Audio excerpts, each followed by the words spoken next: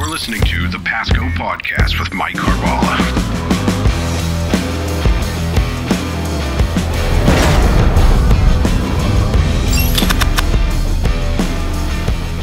Welcome to Season 3 of Pasco Podcast, a series about leadership and public service. We'd like to thank our sponsors, the nearly 600,000 people of Pasco County, as represented by the Board of County Commissioners. It's through their trust and empowerment of our workforce and leadership team that we're able to bring you this podcast.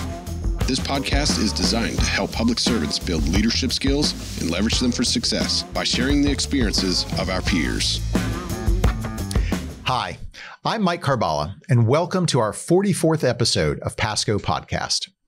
As we dive into September, we're not just ready to embrace all things fall, like pumpkin spice lattes, but we're also celebrating World Rabies Day with our friends from Animal Services and the Florida Department of Health in Pasco County. Today, it's going to be a behind-the-scenes look at what we're doing and how we're working together to keep those tails wagging and people smiling. So get ready for a fun and informative ride, whether or not you're just a pet owner or curious about how these two worlds collide. So today we welcome two special guests, one from the Florida Department of Health in Pasco County, Brittany Merens, and Animal Control Officer Marty O'Keefe. Marty, Brittany, welcome. How are you guys doing today? Doing well. Thank you for having us. Thank you. Great. Glad you guys are here. So why don't we just start real quick? Just give us a brief story and let me just tell me about yourself, your roles, and how you serve the community. Brittany? Yep. So I am the Community Health Promotions Manager and the Epidemiology Manager with the Florida Department of Health in Pasco County. So it's kind of two different worlds coming together. The Epi team, we kind of do disease surveillance and investigation. Including African snails? Including the snails. We were monitoring them for a bit. And then we also, as far as my community health promotions role, I oversee the PIO, some of our community education programs, quality improvement, that kind of thing. Gotcha. Outward facing. Very nice. Marty. So I've Marty O'Keefe with Pasco Animal Services. I've been doing this now for specifically rabies control the last decade. December will mark exactly 10 years. I oversee and handle every animal that bites within Pasco County. So I get reports every day, varied from mostly we deal with just mammals because we deal with rabies, but I hear about our alligator bites. I'll be around for those. We've seen things in Pasco such as kangaroos. I just dealt with a monkey that bit somebody. We see just about everything. Monkeys, kangaroos, and alligator bites. I did read at the last budget presentation. We were just talking about budget before. And yeah, animal bites on the rise in the county. Yes, we see about 3,000 plus a year, and it's not stopping. It only goes up. Wow, that's incredible. Wow. So how do your departments work together to collaborate issues related to animals and people? I don't care who.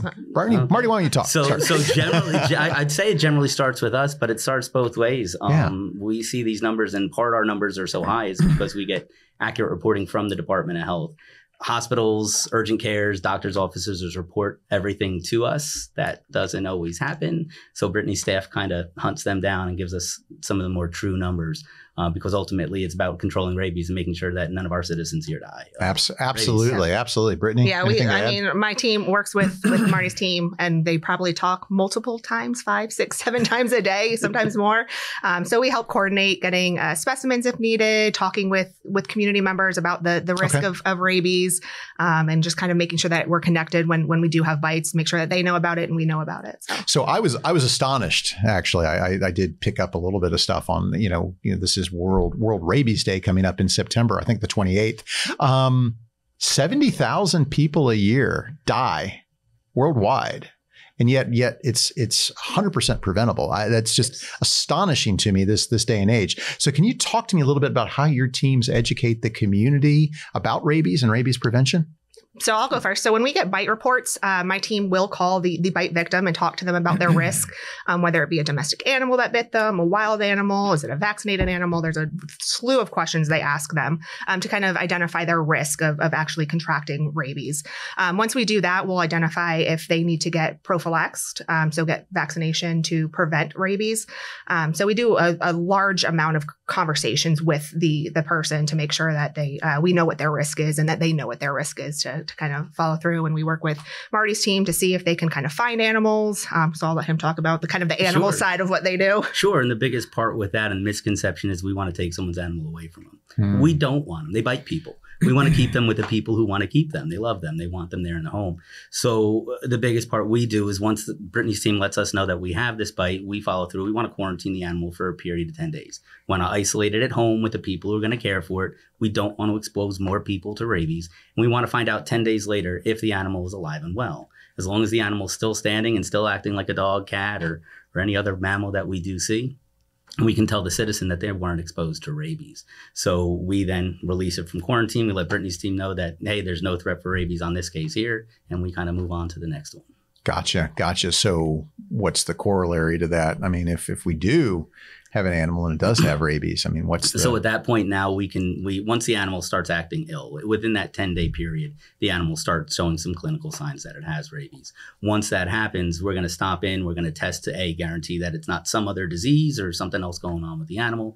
And Brittany's staff is going to get involved with the citizen themselves saying, hey, we're going to start prophylaxis now. Because again, like you said, 100% preventable as long as we start treatment when we have our window to do so.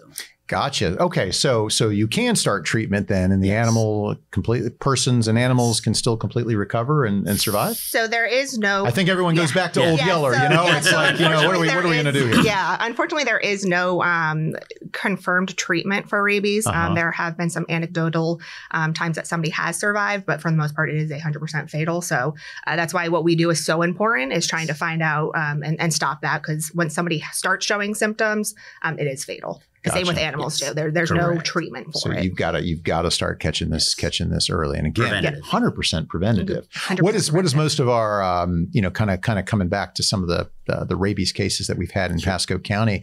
Are they mostly amongst wild animals, or are they still you have domesticated animals more infected from the wild? What's the source? Sure, I mean, The primarily we're going to see are bats, raccoons, and then moving into our cats. Knock on wood here, I have not seen a positive dog in Pasco County. There have some been in the States. Very seldom do you see a positive dog in the United States, though. It's more so your cat population than your wild animals. Any reason for that? Is it just there's more feral cats, or is that? That's exactly what it is, and that's where the county one preventative message is TMVR. We trap, neuter, vaccinate, big one in there, correct, and return them back out. Okay, so after you go and you do neuter them, you do vaccinate them, correct, and put them back out there. That's fantastic. Great way to prevent things. How does your department work with the community to promote overall health and safety for both pets and people? Brittany? Yeah, so a big one for our group, our team, is just the communication that we have when we get cases, whether it be rabies or any other case that we get called on. We do a lot of education with the client over the phone. Most of our interaction is over the phone. So we'll educate on how they may have gotten the illness, how they can prevent it, the spread of it, because that is our main concern, is how do we keep it out of the rest of the community. So a lot of our communication and education is directly through the phone to somebody who is ill. But we also do a lot of press releases. We do social media posts, that kind of thing, to kind of educate on what's going on in the community. Very good. Marty, what about on our side? And ours, I kind of let the cat out of the bag on that one. It's TMVR, but that's one of the big ones. You were just foaming at the mouth to get that out, weren't you? Okay. But TMVR, kind of, preventing it from happening in the first place. Vaccination is key to that. Then again, educating our citizens out there, vaccinate our pets. Pasco County offers its rabies clinic there Tuesdays and Thursdays. Again, low cost to get your animal in at least vaccinated against rabies. Gotcha. So rabies clinic Tuesdays and Thursdays, huge. Correct. And at a lower cost then. Yeah, fantastic. Any advice you would give to pet owners to do their part?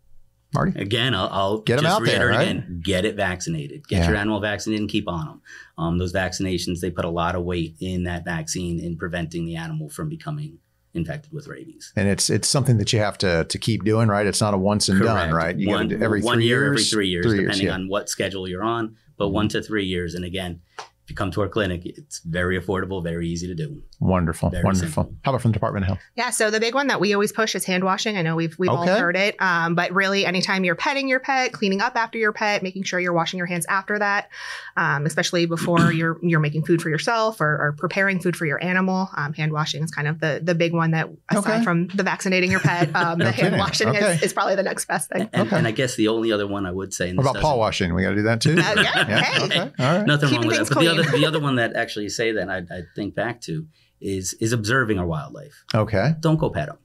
You don't want to go out. You don't want to hug them. A raccoon doesn't need a hug. You might think it does. They're just so cute sometimes. Just right? look at them. Just watch them. Watch them play in your trash cans. It's fun. Coyotes, same thing. And if they're injured, go ahead and give us a call, or Fish and Wildlife a call. Wildlife rehabbers and trappers. Let the experts handle the injured animals. Do you think that's more of it? Maybe it's folks that mean well, but go out and try to deal with injured animals just. Both ways, because they a lot comes into orphaned animals. So we see the babies out there and our hearts go right out to them. Absolutely. Let the professionals pick them up because they know how to handle especially the wild ones. Right. They know how to handle the wild animals so they don't get hurt. When we don't and we jump in there, we get bit and then we have to deal with the rabies potential exposure. They deal with us. Yeah, there you go. Any, that kind of hits on it when dealing with the community. Any other kind of challenges in dealing with the community and the work that you guys do? Yeah, so I think a lot of times we have problems because a lot of these calls that we make are just cold calls to these people. They don't even realize that this information is getting reported to us. So we're calling them and they want to know, how did you get our information? How do I know you are who you said you are? That's fair in this day and age, right? A lot of scam calls out there. Sure, so of course. That's always kind of been a challenge for us is getting the community members to kind of understand why we're calling, how we got their information. And a lot of times we'll just kind of explain to them, give them some guidance and information and give them education, and then they feel comfortable kind of opening up to us and answering our questions as needed. So it's a balance of trying to kind of make sure that they're comfortable because it's hard. I mean, I wouldn't want to answer like random questions, and a lot of these times we ask questions that get kind of personal. So it's who are you? Why are you asking me these questions? Like I don't know you. I'm not asking you for a credit card. I promise you though. I don't want any money. Just answer these questions.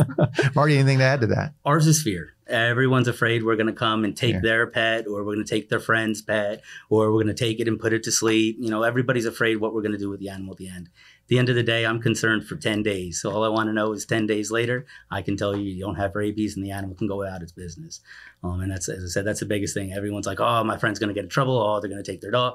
No, I don't need that. We just want to make sure you're good. It's for everyone's good. I mean, at the end of the day, including the animal. Correct. So, that's fantastic. Kind of switching back to a little bit of we have a little bit of a leadership theme here on this podcast, and you guys have been servant leaders here in the community. And so I guess I just would like to know if you could share a specific example where your role as a servant leader positively impacted the community. So mine's kind of generic. That's okay. We're joking about it when we first came in, is that if I'm doing my job right and my team is doing our job right, you don't really know about epidemiology. We kind of hide in the background.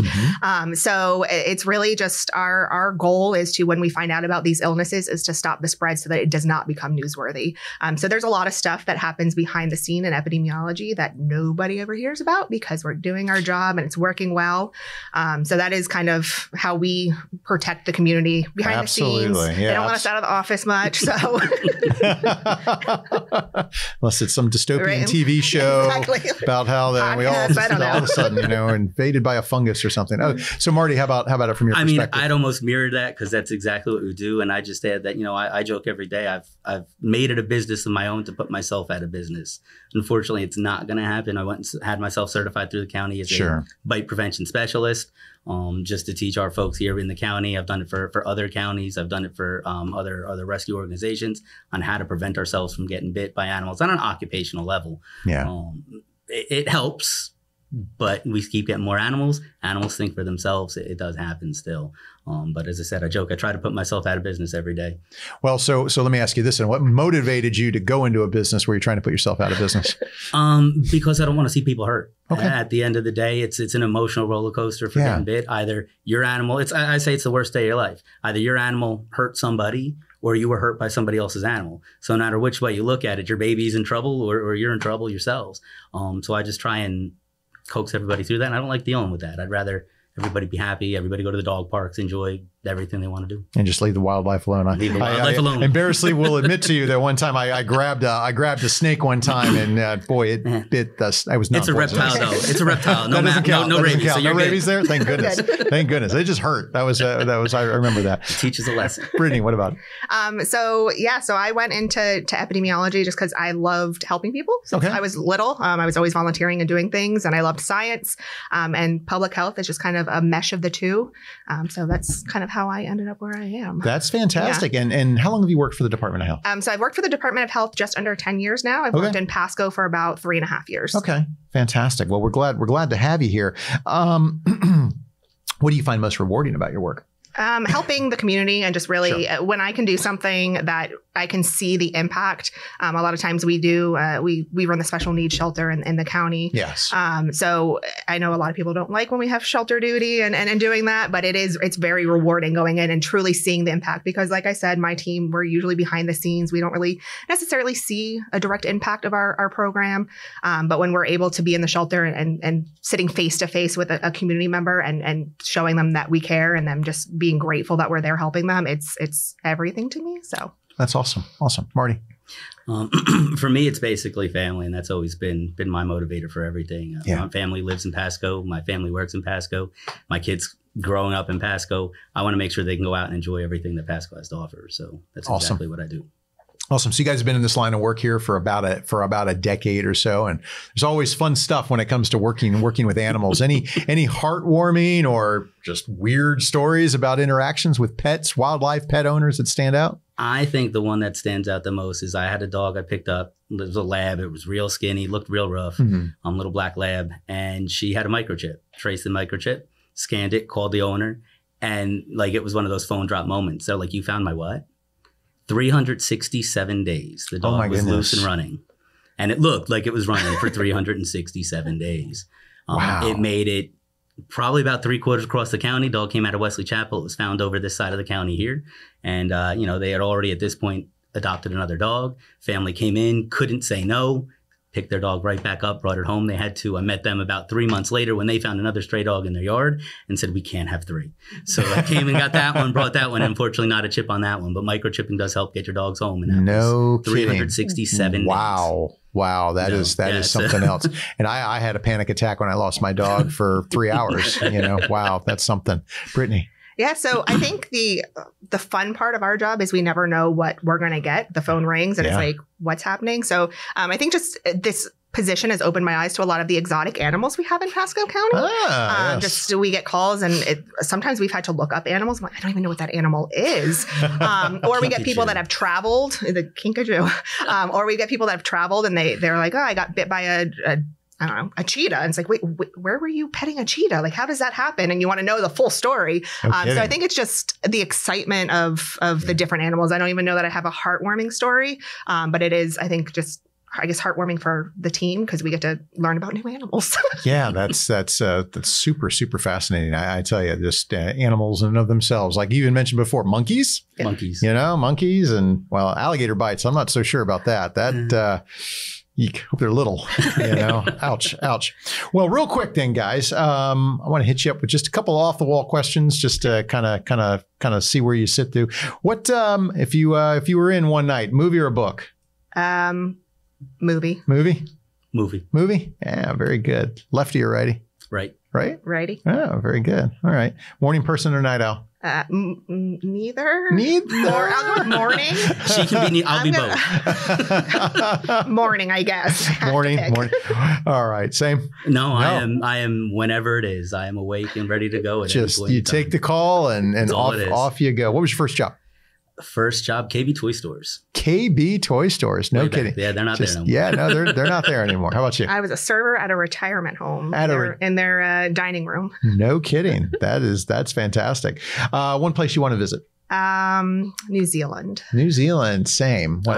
Ireland was just there. That's what I just said. I'd take 65 in Ireland. Yes, you would. Listen, Brittany and Marty, thank you both so much for being here today. It was great having you guys here. And a special thanks to our media relations team who makes this effort possible. And thank you for joining us for this episode of Pasco Podcast. I'm Mike Carballa, and we'll see you next time. For more information on Pasco County government, please visit mypasco.net.